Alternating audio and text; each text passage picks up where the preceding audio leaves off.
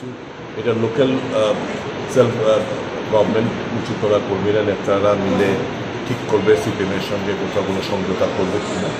আমাদের তরফ থেকে বলা হয়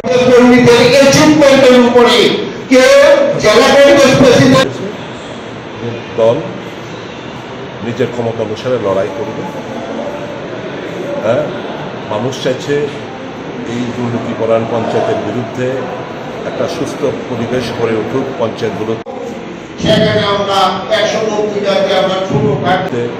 সুষ্ঠু প্রতিনিধি তারা যেন জিতিয়ে পাঠাতে পারে প্রতিনিধিত্ব হিসেবে।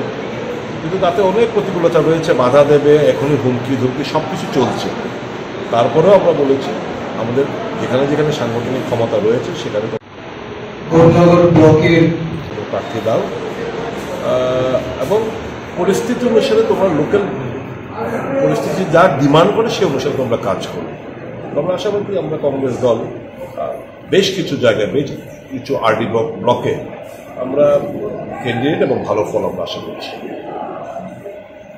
আমার पंचायत एक बार देखलाम सीपीएम कि हम चाहते हैं पंचायत निर्वाचन इस बार ये ऑनलाइन नॉमिनेशन सबमिशन ये हम लोग चाहते हैं, क्योंकि 2019 जो पंचायत चुनाव हुआ उसमें बहुत सारी ब्लॉक में एडमिनिस्ट्रेटिव ब्लॉक जहाँ पे नॉमिनेशन सबमिशन होता है वहाँ पे नॉमिनेशन सबमिशन नहीं कर पाया।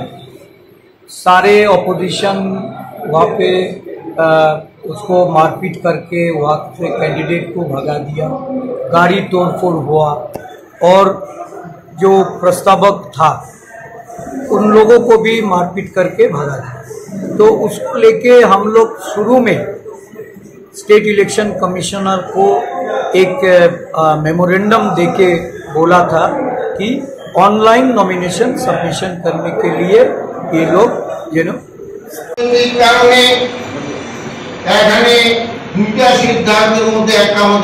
আমার পঞ্চায়েতে একবার দেখলাম সিপিএম